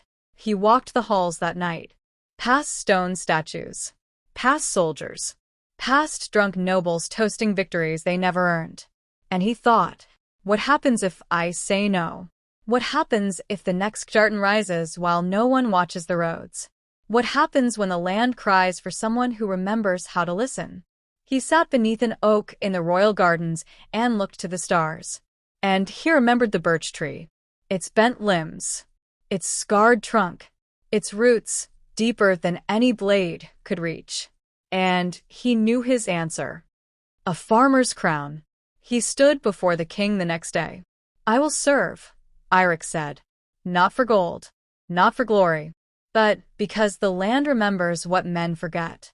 The king nodded. Then rise, Eirik of the Birch. No cheering. No horns. Just the weight of something new on his shoulders. Not a crown, but a promise. Why it sucked to be a Viking farmer. Part 16, Soil and Steel. Eirik returned to the valley in silence. No horns welcomed him. No banners waved. The only sounds were the cries of gulls, the crunch of hooves on old dirt roads, and the distant bark of dogs announcing to the goats that something had changed. And something had changed. He wasn't just Eirik anymore. He was steward of the Birchlands, appointed by the king, bearer of a wax seal heavier than any axe he'd swung in battle. But in the valley, titles meant less than weather. Less than milk spoiling in spring. Less than a cracked fence post after a winter storm. He was greeted not with cheers, but with narrowed eyes. Because now he was no longer one of them. He was above them, and they had not asked for that. Roots and rust. The first days were quiet. Eirik refused the king's cloak. He wore the same rough tunic as before. Ate with the workers. Helped shear the sheep. Carried buckets of water from the well, like always. But no one called him neighbor. They called him lord. Half in jest, half in fear. Even Leif looked at him differently now, proud, maybe, but cautious, too. Like he was watching a wolf that had once been a dog. Tryggve said little. But Eirik saw the way he lingered by the door, hand always near the old sword. Even Astrid, who had once known his thoughts before he spoke, now paused before speaking hers. This was the price of a king's seal. You became something else. And the land felt it. Justice and its thorn. The first real test came on the 9th day. A man named Orm, from the southern farmsteads, came stumbling into the village with blood on his tunic and rage in his eyes. My neighbor, Rolf, he shouted, cut my fence, let his cattle graze on my land, and when I called him out, he struck me with an axe haft. In the old days, it would have been settled with fists or fines. Orm and Rolf would have shouted until one backed down or broke something. But now there was a steward. All eyes turned to Eirik. He sat in a circle as both men stood before him. He listened, Watched. measured the truths between their words. Then, with a quiet voice, he said, You'll mend the fence together. Rolf, you'll give Orm 1 lamb this spring. And Orm, you'll stop letting your daughter collect eggs from Rolf's coop. Both men blinked. But Orm began. You want justice or blood? Eirik asked. Silence. They nodded and left. But the murmurs had begun. Some said he was too soft. Others said he was becoming a king in all but name. And worse, some started to like it. Ghosts in the grain. That night, Eirik walked the field alone. He touched the soil. felt how the frost still clung beneath the surface, slow to yield. Just like the people. Trigov joined him. "You're doing what no man's done here in years," he said. "Keeping peace." "Am I?" Eirik asked. Trigov shrugged. "Long as no one draws steel." They stared at the sky. "Did you know what would happen?" Trigov asked at last. "When you accepted?" Eirik nodded. "I knew I'd lose something." Trigov said nothing. Then, softly, "Just don't lose us." The knife in the fog. Weeks passed. The crops began to rise. Calves were born. The air smelled of grass and hearth smoke again. And then a body was found. Near the western ridge. A man from the far edge of the valley. Knife in the ribs. No coin missing. No signs of raiders. Just death. Eirik examined the body himself. Who would do this? Leif asked. No one from outside. Eirik murmured. Too clean. He said nothing more. But his eyes were storm-dark for days. Because when blood is spilled in silence, it's never about theft. It's about messages. The burden of peace. Eirik called a gathering. Stood before the people. Not on a platform. Not above them. But among them. I don't care about titles, he said. I don't want your obedience. But I do want this valley to live. He looked out. If we become like Kjartan, hiding blades in the dark, settling scores like cowards, then the crown will come again. Not with gifts, with soldiers. He paused. Fight me if you must. But don't rot your own fields. Someone muttered in the back, a steward with a farmer's tongue. Eirik looked that way. And hands that buried enough already. Beneath the birch, again. Later, he sat beneath the old birch, as he had before the war, before the king, before the seal. Leif joined him. You miss the old days? The boy asked. Eirik didn't answer right away. Then, I miss not knowing what people whisper behind my back. Want me to find out? He smiled. No. Let them whisper. He looked at the tree. It means they still think I'm listening. Why it sucked to be a Viking farmer. Part 17. Wolves within the fence. Spring wore on. The valley bloomed in green and gold, but the hearts of the people remained tangled, like weeds choking a healthy field. Eirik walked the village paths daily now, listening, speaking little. But he could feel it. A tension rising. A silence too sharp. Fewer looked him in the eye. Fewer shared bread. Fewer smiled. And those who did, smiled too carefully. Something was wrong. Not just distrust. Disloyalty. The second death. It came again in darkness. A thatch roof set ablaze on the far northern slope. A scream. Smoke. By the time the villagers arrived, the house was lost. The goats were gone. The boy, 10 years old, was found barely breathing, ash black on his arms. He would live. But the message was clear. No coin was taken. No food. Just fire. Eirik stood before the ruin, jaw tight, as embers crackled and the child whimpered behind him. This was no raid. This was revenge. Whispers and roots. Trigov returned from the western ridge a day later, cloak soaked in sleet, face hard. There's talk, he said. Not just frustration. Plans. Eirik stood over a bowl of water, washing blood from his sleeves. He didn't look up. Who? Trigov hesitated. Ivar. Silence. Eirik slowly dried his hands. Ivar. Once his friend. A man who had fought beside him against Kjartan. Who had buried his own father beneath the birch tree. A farmer turned warrior turned bitter soul. He says you sold the valley, Trigov continued. To the king. To the seal. He says you wear a crown made of straw, but act like it's gold. Eirik sighed. And do the others believe him? Enough of them are listening. Fire beneath the skin. That evening, Leif returned from the lower stream with bruises blooming on his cheek. 3 of Ivar's boys cornered me, he muttered. Said I'd learn soon enough how weak kings really are. Astrid pressed herbs to his face, without a word.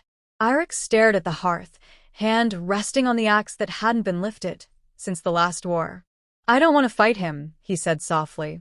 Trigov, who had been sharpening his blade beside the door, looked up. Then he'll fight you. A choice of iron. The next day, Eirik summoned Ivar. He came slowly, shoulders back, face tight with pride and resentment. They met not in the longhouse, but beneath the birch tree. Just the two of them. As it had been once, long ago, when they were boys learning to trap hares and talk to girls. You sent fire, Eirik said simply. Ivar didn't deny it. You sent blood, Eirik said again. Ivar met his eyes. You sent the king. Silence stretched. You brought strangers. Seals. Orders. Titles. You made us subjects. I kept us alive, Eirik replied. No, Ivar snapped. You made us servants. They stood that way for a long time. Then Eirik said, You'll leave the valley by dusk. Take your sons, your wife. Go. West. South. Doesn't matter, but go. Ivar laughed once, bitter and sharp. You think banishing me will stop what's coming? I think letting you stay will kill more children. Ivar's smile vanished. He spat at the base of the birch and walked away. The quiet judgment. When word spread that Ivar had been exiled, the village split. Some were relieved. Others were furious. But no one stood up to Eirik. Not yet. Still, fences were repaired slower. Carts passed his gate without stopping. Fewer greetings came with the morning sun. The power, once useful, had turned poisonous. And Eirik knew. The valley no longer feared raiders. It feared itself. A warning on the wind. On the 5th night after Ivar's exile, a knife was found buried in the side of Eirik's longhouse. Tied to the hilt was a strip of cloth, red, torn from the old Kjartan banners.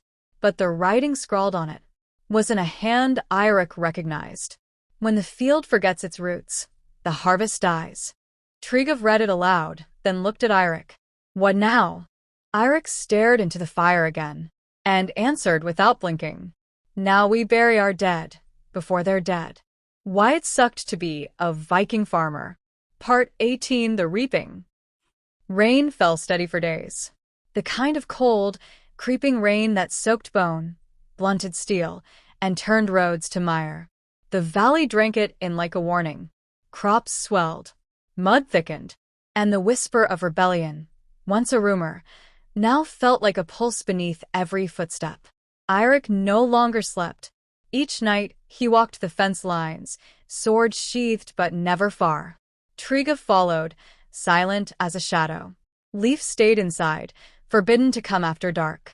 Astrid left a candle in the window, always lit, and always flickering, as if unsure if it wanted to survive the night. A knife in the fog. It happened again. Just before dawn. Another barn burned. Not far from the southern slope. 3 goats inside, 2 sheep, and a man named Frode who never made it to the door. The villagers gathered around the smoking ruins. No one wept, not aloud, but eyes burned. When Eirik arrived, they didn't look to him for orders. They looked to him for punishment. Frode had 3 sons. One of them gripped a stone, eyes locked on Eirik. When does the killing stop? The boy asked. Eirik didn't answer. Because he no longer knew. The hunter circle. That night, Tryggve and Eirik met with 6 of the old fighters, men who had stood against Kjartan, men whose hands still remembered blood. They sat in the old storage hut, shields leaning against walls, oil lamps guttering in the wind. We wait any longer, Tryggve said. We'll be burying another house by week's end.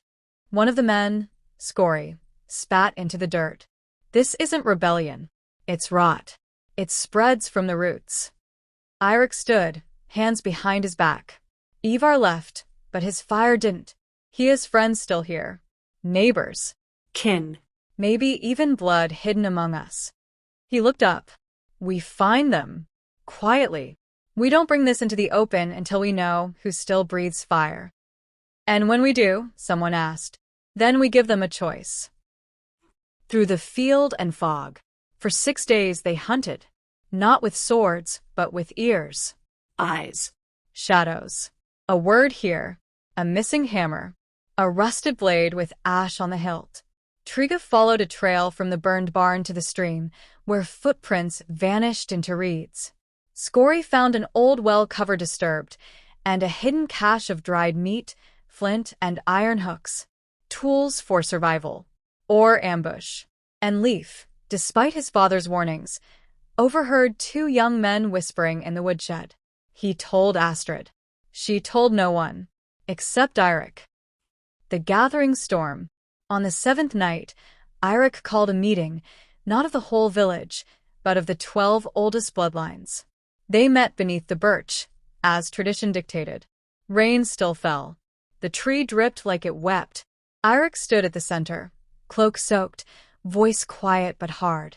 There are those among us who want the valley to fall. They want chaos, fire, blood. He looked around. I do not blame their anger. I blame their silence. No one spoke. Step forward now, Eirik said, and speak. No blades. No judgment. Only truth. Silence.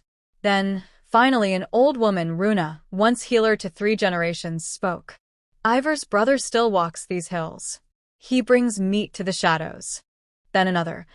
I saw 2 boys leave tools near the old salt trail. They returned empty-handed. Another. The well beyond the ash grove. Someone sleeps there. Not from here. The truth came slowly. But it came. And Eirik nodded. The reckoning. They waited for the moon to rise. Then moved swift, like wolves in the fog. 6 homes entered. 4 men taken. 1 tried to run. Scory dropped him with a stone to the leg. 1 wept. 1 cursed. 1 said nothing. Eirik didn't yell. He didn't strike them. He stood before them by firelight and gave them a choice. Leave. Tonight. Take only what you can carry. Head west. If you return, you won't walk out again. 1 spat. 1 begged. The others left without a word. The village watched from behind doors and whispered even more. A new kind of quiet. Days passed. No barns burned. No threats carved into doorposts. No knives buried in walls. No children with bruises. No fires beyond the fields. But peace was not what it had been. Now it was quiet in a way that hurts. The kind of quiet that makes people whisper softer, lock doors tighter, and smile less, even in sunlight. Tryggve said, We killed the wolves. Eirik replied, No. We sent them down the mountain. Same thing. Eirik didn't agree, because wolves always find their way back. Under the birch, he sat beneath the tree that night, alone, as rain finally ended and stars peeked through. He closed his eyes and remembered the faces of those who'd once been friends, who now walked strange hills, or lay beneath them. He whispered 1 word to the soil. Why? The earth gave no answer, only silence. And silence, like power, never comes without cost. Why it sucked to be a Viking farmer. Part 19, Smoke from the West. It began with the birds. They fled the hills 2 days before the smoke was seen. Not in flocks, but in chaos. 1 here, 1 there, all flying east, over the valley, toward the sea. Crows, gulls, even the stubborn sparrows. Tryggve noticed at first. Something's wrong, he said. Eirik only nodded. He'd been feeling it too, not in the skies, but in his bones. A pressure behind the eyes. A heaviness in the air, like rain that never came. And then came the smoke. Thin, gray, and curling above the western ridge. Not from hearths. Not from clearing brush. From marching fires. The messenger. He came at dusk, riding hard, half-starved and wide-eyed. A shepherd boy from the outlying pastures, barely 13. He collapsed near the well. Tryggve pulled him up. Eirik knelt beside him. From the hills, the boy gasped. They're coming, not just men. What then? Eirik asked, voice low. The boy swallowed. Shivered. Shields with black sun symbols. Foreign tongues. Horses that don't flinch at fire. And Ivar. He passed out before he could say more. Ash before the fire. That night, Eirik stood before the villagers again. This time no circle. No quiet gathering beneath the birch. No ceremony. Just urgency. Just fear. They're coming, he said. Not as raiders. As an army. Faces tightened. Hands clenched. Some turned to look at old blades resting in the corners of homes. Others stared at the dirt beneath their feet. They are many, Eirik continued. But we have what they don't. Land that knows our names. Earth that remembers our blood. And people who still know how to stand. Tryggv raised a fist. No more burning barns. No more hiding. We fight, not as soldiers. As soil and stone. But it was Astrid who truly stilled the crowd. She stepped forward, voice steady. I will not lose my son to fire, she said. And I will not bury my husband to silence. So, if you wish to kneel to Ivar, kneel now. No one did. Not a single soul. The black sun. 3 days passed. The smoke grew closer. At dawn on the 4th day, they saw them. A line of dark shapes along the far hills. Moving slow, not hiding. Flags of ash gray. Shields marked with a black sun, rimmed in red. A mercenary band from across the western sea. The sons of Varric, known for fire and steel, for burning more than they ever built. And at their head, riding beside their pale-cloaked leader, was a man with a crooked smile and a valley's grudge in his heart. Ivar. Preparing the valley. Eirik didn't sleep. He walked every hour of the night, reinforced the trenches, oversaw the archer posts, sent scouts to every hill. He trained even the oldest men to throw oil jars, and taught the youngest where to hide when the signal horn blew. Leif refused to stay back.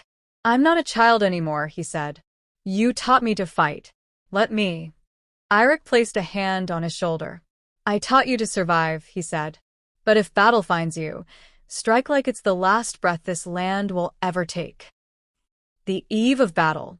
That night was colder than any since winter ended. A strange stillness hung over the village, as if even the wind held its breath. By firelight, Eirik sharpened his axe. Astrid sat beside him, sewing a torn sleeve. Her fingers didn't tremble. Do you regret it? She asked. Which part? Becoming more than just a farmer. He paused. Thought. I regret that peace is something we always have to fight for. She nodded. And if you die tomorrow? He looked at the stars. Then I hope the land remembers me as one who listened. Morning. The horn sounded just before dawn. Deep. Distant. Then closer. And then silence. Until one voice rang out. Ivar. Standing just beyond arrow range, flanked by warriors not born of this land. I return not as a traitor, he shouted, but as a son. You return with wolves, Eirik replied from the ridge. And the valley remembers wolves. Ivar smiled. No. The valley remembers cowards. Those who bow to crowns. Who trade fire for titles. I bring freedom. Then come take it. Eirik raised his hand. The signal was given. And the Battle of Birch Valley began. Why it sucked to be a Viking farmer. Part 20, Blood in the Roots. Dawn cracked like an old bone. The sun never rose, not fully. It hung low behind a shroud of gray, casting the world in the color of ash and old stone. The valley, once soft with spring grass and dew, was now torn with trenches, sharpened stakes, and the smell of oil warming in iron pots. Children had been hidden. Doors were barred. Every hand that could hold a blade held one. They did not fight for kings. They did not fight for glory. They fought because this valley was all they had. And across the field, standing like a scar on the land, came Ivar, once a brother, now a banner of ruin, flanked by the foreign mercenaries known only as the sons of Varric. The first clash. They came fast. Not like raiders. Like wolves. Their boots crushed wildflowers. Their war cries echoed against the ridges. Shields up, spears leveled, eyes burning. Eirik stood behind the first barricade with Tryggv at his side and Skorri to the left, an oil jar in each hand. Wait, Eirik muttered. Tryggv gritted his teeth. How long? Wait. The enemy hit the no-man's land, the stretch between trench and stake, when Eirik gave the signal. A sharp whistle. Fire rained from above. Pots hurled from the ridge burst into flame. Arrows laced with pitch caught on cloaks and dry leather. Screams pierced the smoke. But the sons of Varric didn't stop. They held through it, and the real battle began. Soil and steel. They met at the barricades. Axes bit into wood. Spears cracked ribs. Smoke blurred the lines between friend and enemy. Men slipped in mud slick with blood. One of the mercenaries leapt the trench, only to be dragged down by two farmers with hammers and hate. Leif fought beside the goat pens with a rusted short sword. He saved a girl half his size by biting the hand of a raider and driving a pitchfork into his leg. Astrid stayed in the longhouse, tending wounds, sealing arteries with iron, stitching flesh with shaking fingers. Tryggv, as always, was where the fight was thickest, laughing like death had already missed his name. Eirik moved through it all like the old river god the elders once prayed to, silent, watchful, deadly. He killed when he had to, spoke when he could, and never stopped moving, because Ivar was still out there. The betrayal of Bone Hill. Just past noon, the southern barricade fell. A signal fire failed to light, betrayed from within. A scout named Guttorm, a boy raised in the valley, had opened the hidden gate.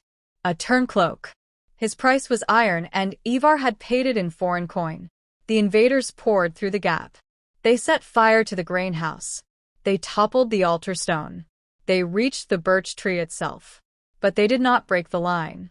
Eirik met them head-on with half his strength and all his fury. Arrows fell around him. A spear scraped his side. He did not stop. He could not. The birch tree stood behind him, and Eirik had sworn it would never fall. The brothers meet. Ivar came near dusk. He rode through the broken south trench like a man returning to claim inheritance. His cloak was lined with wolf fur. His sword was foreign-forged. His eyes, once soft with laughter, now carried frost and thunder. Eirik stepped into the clearing. Neither man raised a weapon. "I warned you," Ivar said, voice low. "This valley rots from the inside." "No," Eirik replied. "It grows, even after fire." Ivar gestured behind him. "It burns, because you lit it." For a moment, the wind held still. Then Ivar drew his sword. "So, this is how it ends?" Eirik nodded. "No," he said. "This is how it survives."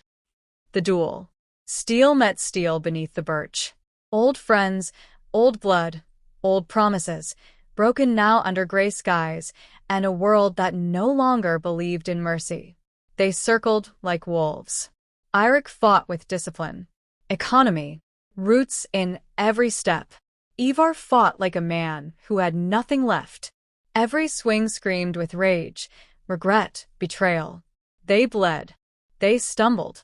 And in the end, Ivar made the final mistake. He lunged.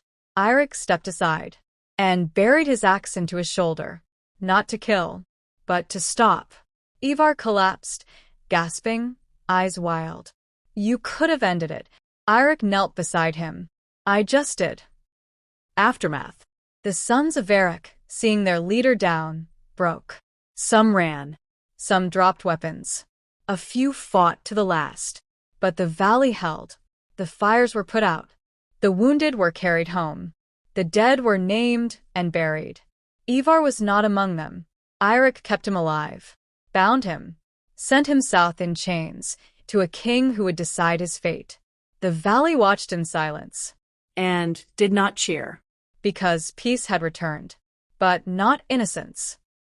Beneath the birch, again. Later that night, Eirik sat beneath the birch.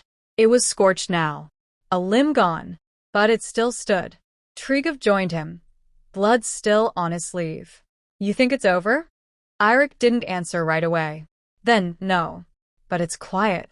For now." Leif came, sat beside them. Silent. And so they sat, man, friend, boy. Not farmers. Not warriors.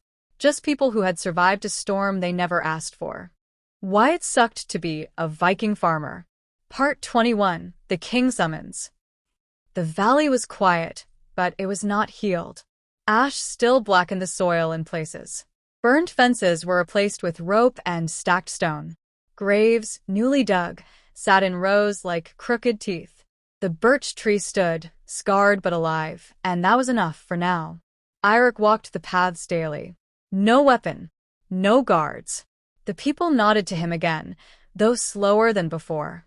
Not with fear, but with something heavier. Reverence. He didn't want it. He didn't trust it. Because reverence is what comes before someone turns you into a myth. And myths die loudly. The ravens return. On the 12th day after the battle, the raven came. It landed on the roof of the old granary, staring at Leif with eyes like stone. Tied to its leg was a scroll sealed in red wax, the mark of King Halvar. Eirik opened it at the longhouse table. Tryggve stood behind him. Astrid sat with her hands folded, unmoving. The words were brief. Eirik of the Birchlands, you are summoned to Hamsvold to account for the use of force without royal sanction, the execution of justice, the taking of prisoners, and the disruption of royal peace shall be reviewed under the crown's law. You will arrive within 20 days. By order of Lord Sigvard, Chancellor to the Crown. No title, no honorific, just a command. The valley reacts. Word spread before sundown. Some villagers took it as insult, others as omen. Scory sharpened blades. Old Runa whispered that kings never call heroes unless they plan to bury them.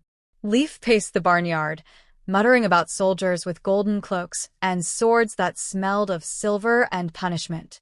But Eirik said only one thing. We've done nothing wrong. And Tryggve replied, doesn't matter. They're not judging your deeds. He looked him in the eye. They're judging your name. The ride to Hamsvold. He didn't ride with soldiers or escort. Just Tryggve and Leif, though he begged Leif to stay behind. The boy refused. I saw what happens when good men stand alone, Leif said. I won't watch again. They rode through rivers and pine forests, past the burnt ruins of old outposts, past lonely stones that once marked borders now forgotten. Eirik noticed something new in every village. People recognized him. They whispered, pointed, gave bread for free. Some touched the haft of his axe like it was holy. The story had grown beyond the valley. It had become legend, and that, more than any blade, made Eirik afraid. The crown's long hall. Hamsvold loomed like a frozen wave, all stone and thundercloud sky. Its walls were darker than memory, its gates higher than the birch itself. Inside, banners hung from rafters. Wolves, suns, ravens, and dragons, all symbols of families long dead or soon to be. Eirik stood at the center of the long hall once again. King Halvar sat atop his throne, younger than most remembered, older than he looked. His eyes burned with curiosity, not warmth. At his side stood Lord Sigvard, tall and coiled like a whip of ice. The hall fell silent, and judgment began. The trial. They spoke of law, of royal oversight, of the unauthorized raising of arms, the imprisonment of citizens, the use of lethal force without a royal banner. They spoke of Ivar, who now sat in a prison cell deep beneath the city, of mercenaries who bore no official grudge, of trade routes disrupted by the battle. Eirik listened. Then, when aloud, he spoke. I defended the valley because no one else would. I raised no army, only neighbors. I spilled no blood that wasn't already lifting blades against us. He stepped forward. If justice requires I die for protecting my home, then do it. But don't pretend it's about law. It's about power. A breathless silence. The king's eyes narrowed. And then he smiled. The verdict. You are dangerous, Halvar said. You speak with truth like a blade. He rose. And I like men who carry blades. Lord Sigvard stiffened, clearly displeased. You will not be punished, the king declared. But neither will you be ignored. From this day, you will be named Warden of the Northeastern Reaches. Gasps echoed. Eirik's jaw tightened. You would make me a lord? I would make you mine, Halvar replied. I need wolves in the north, but wolves that remember who feeds them. Eirik stared, and nodded once. Not in agreement. in understanding. Return of the warden. He returned not with cheers, but with weight. The seal of warden hung from his belt like an anchor. The people greeted him with respect, but more than before, now they expected something. Authority. Decisions. Orders. He was no longer their equal. He was their shield. And their sword. And he feared both. Beneath the birch, one last time. He sat beneath the tree again. Alone. The leaves had grown in again bright, full, green. But the bark bore a scar where fire had licked it. He pressed his hand to the mark. And whispered, "I never asked for any of this." A breeze answered, not with comfort, with reminder, that when the land chooses a guardian, it does not ask what he wants. It asks what he will bear. Why it sucked to be a Viking farmer. Part 22. When winter rises. The snows came early. First a flurry, then a curtain, then a wall. By the second week of frost, the roads were gone. By the third, the river froze so deep it cracked beneath oxen hooves. And by the fourth, the valley went still. Fires burned all day. Animals were brought inside. Children didn't laugh anymore. They shivered, huddled close to mothers who had nothing left to cook but bark stew and boiled bone. And over it all hung the black sun of silence. Because the valley, for all its strength, had not been ready for a winter like this. A warden's weight. Eirik rode the village trail in a heavy cloak lined with wolf fur, a gift from the king, but it brought no warmth. People greeted him with hollow smiles. They wanted answers, solutions, miracles. But the storerooms were low. The game had fled south. The ground was frozen harder than iron, and the last shipment of salted fish from the fjords had never arrived. Tryggve said it plainly one night. "We survived war, but this is something else. You can't swing an axe at the wind." Eirik only stared into the fire, because he knew this wasn't a battle of strength. It was a battle of endurance. The first starved. Her name was Inga, 60 winters old, widow, no sons. She'd always lived simply, tending goats, weaving in summer, feeding the wild birds in spring. They found her curled beside her hearth. Fire gone. Hands blue. She hadn't asked for help. She had simply gone to sleep. Eirik dug the grave himself. And with each shovelful of frozen earth, he cursed himself for being called warden when he could not even keep one woman alive. Hunger breeds anger. In early Solmane, the sun month, ironic now, a group of younger men stormed the storehouse. They were led by Toralf, a bold-faced blacksmith's son, lean from hunger and bristling with resentment. "We starve while the warden dines on gifts from the king," he shouted. "We bleed while he eats." It wasn't true. Eirik's own meals had dwindled to broth and dry oats, but truth didn't matter. Not when bellies screamed louder than facts. The crowd surged. Eirik didn't draw a blade. He simply stood before the door and said, "Break this down, and you become what tried to burn us months ago." They hesitated, long enough for Tryggve and Skori to arrive. Toralf backed down, but the seed had been planted. A stranger in the snow. One morning, Leif found tracks near the old northern slope. Human, barefoot. Eirik, Tryggve, and Leif followed them through thick pines until they found the body. A woman. Not from the valley. Skin pale as birch. Frostbitten fingers wrapped around a small satchel containing dried herbs, carved bone tokens, and a torn map of the mountain passes. A healer, Tryggve guessed. A refugee, Eirik said. Looking for a valley that doesn't want strangers. They buried her, without words. And Eirik added her death to the growing weight in his chest. Desperate measures. Eirik gathered the people near the longhouse. There are 32 families. 8 still have small stores. The rest do not. The king's supply lines are buried under snow. We share or we starve. Some agreed. Some did not. But hunger has a way of making decisions for you. Within a week, meat was rationed. Bread was baked in smaller portions. No one ate alone. Still, it wasn't enough. So they turned to the forest. Even frozen, it yielded some life. bark tea, tree fungus, a few half-starved deer. Scory trapped 2 wolves. They ate those too.